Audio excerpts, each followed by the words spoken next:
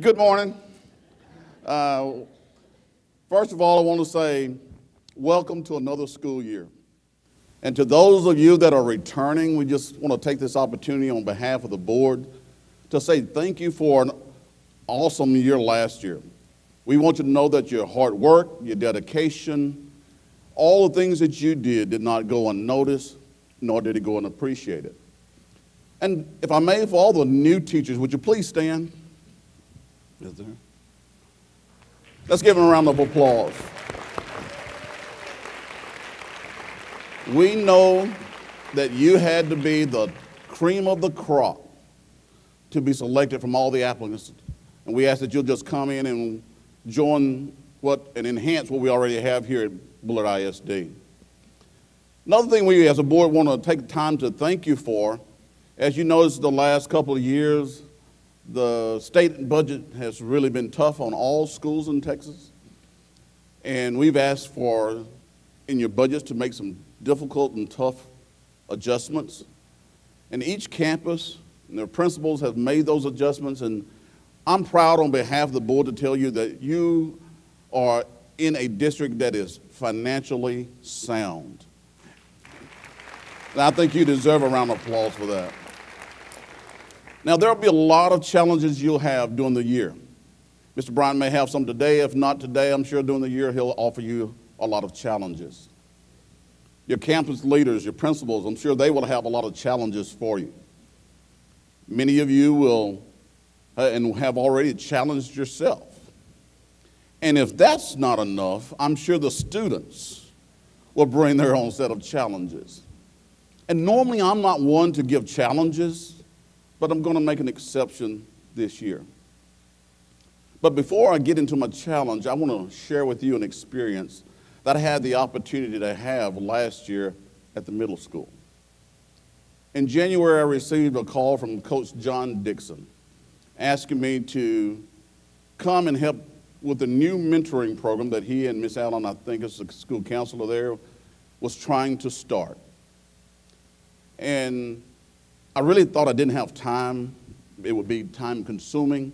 But I went and talked with Miss Allen, and Coach Dixon told me I have this one young man I think you really need to mentor. Well, when I talked with Miss Allen, evidently she didn't get the memo because my one quickly turned to two. And after about a couple of weeks, my two turned to four. But what I found interesting, it was the first day I was going to meet the two young men. We were sitting in the hallway and waiting for the bell to ring. And shamefully, I stand here before you and tell you that I had a vision of what these two young men would look like. I had a vision of how they would be dressed. I had a vision in my mind how they would walk and talk and act. And much to my dismay, when they came to me, they looked just like my kid and yours. They were well groomed. They were well dressed.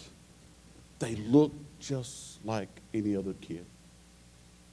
And I quickly realized it wasn't the outward appearance that I should be concerned about.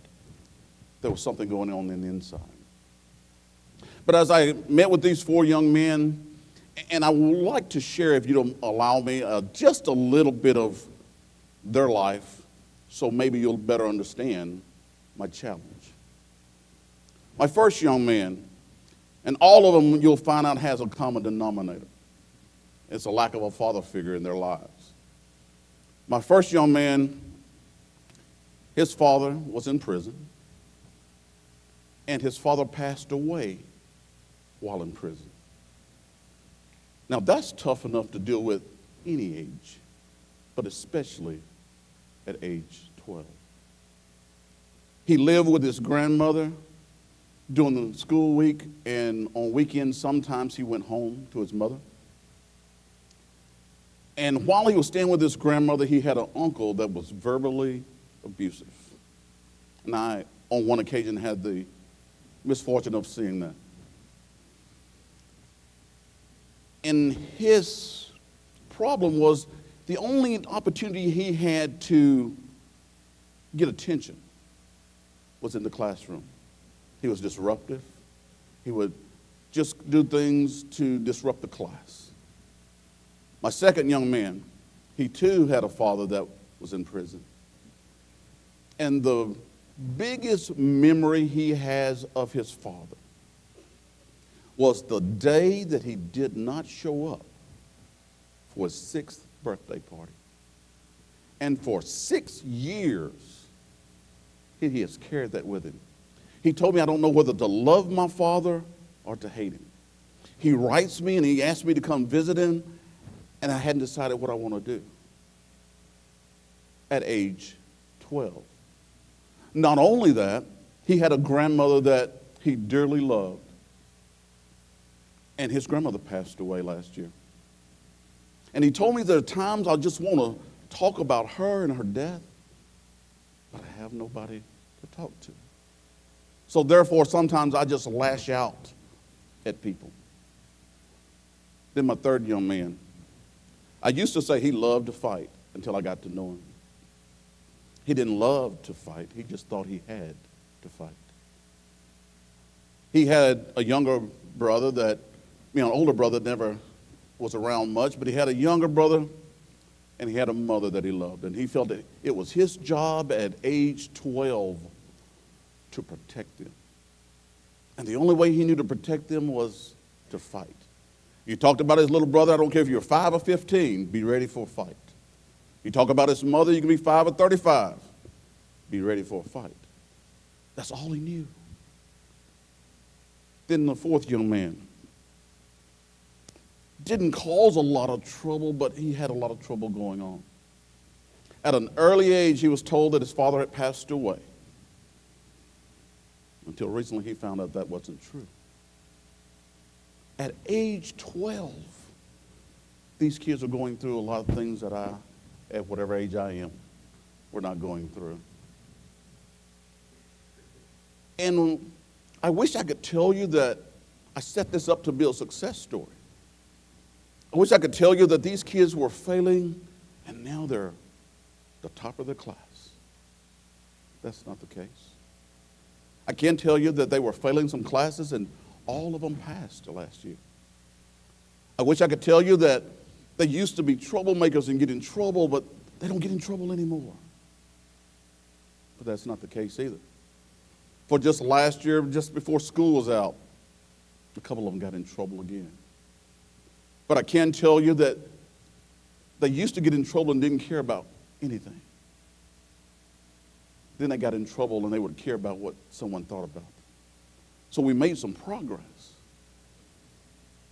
But what I found out, one day I got a text, I got a voicemail that says, one of your boys is in the alternative school. Just want you to know.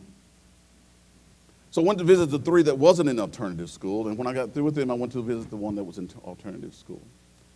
Now, I've never been to the alternative school before, and I'm glad of that, because that's a tough place to be.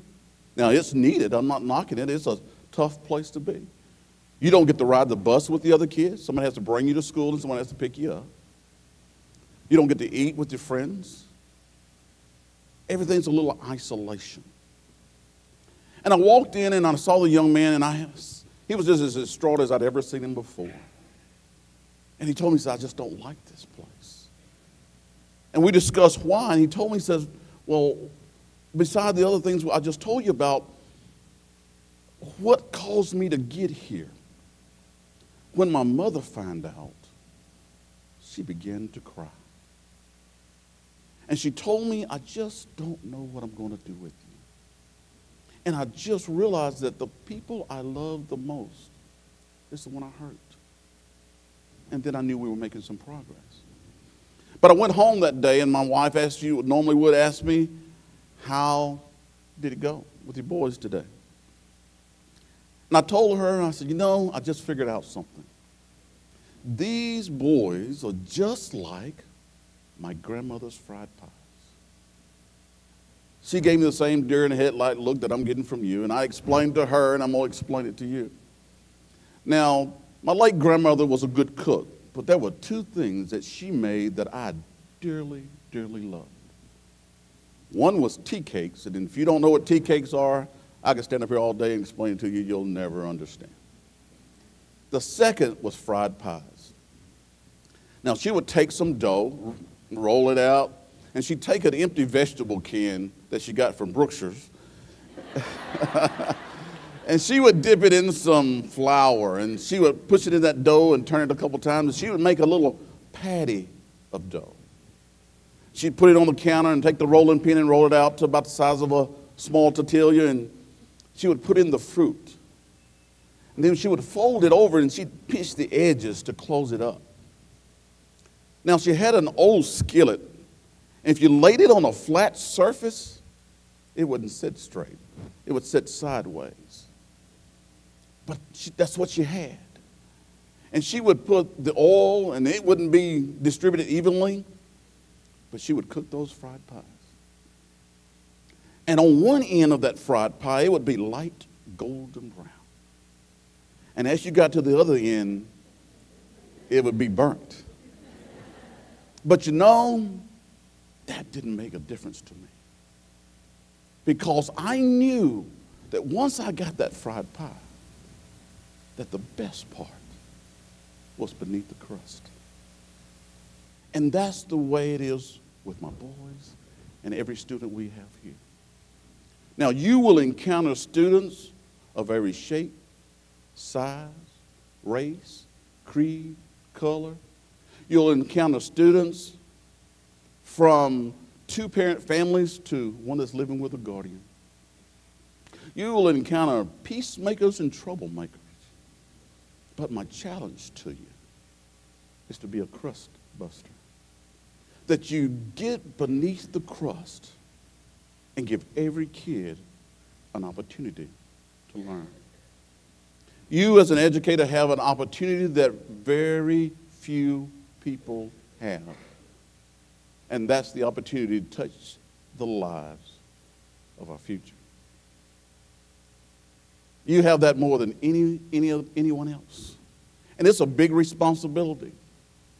Because what I realized when I had these kids, that they never asked me where I lived. They never asked me what I drove, how much money I make, or my college background. All they wanted to know each and every week was I coming back for an hour next week? They wanted to know that when everything was going well, but especially when they got in trouble. They wanted to know if I was going to abandon them like they had been before. Could they believe in me? Could they trust me? And I realized right then that students don't care how much you know until they know how much you care. So you have a big responsibility, and we hope you accept the challenge that every child, every student in this district has an opportunity to learn. You've got to be creative, you've got to be innovative, and realize that they don't all learn the same. And just because they may be a little troublemaker, there may be a lot going on the inside. Because I feel that our greatest reward, our greatest success as educators, as principals, superintendents, board members, and a district, it will only come when we realize that every student in this district, that the best part is beneath the crust. Thank you for your time, and thank you for all you do. Good to see you this morning.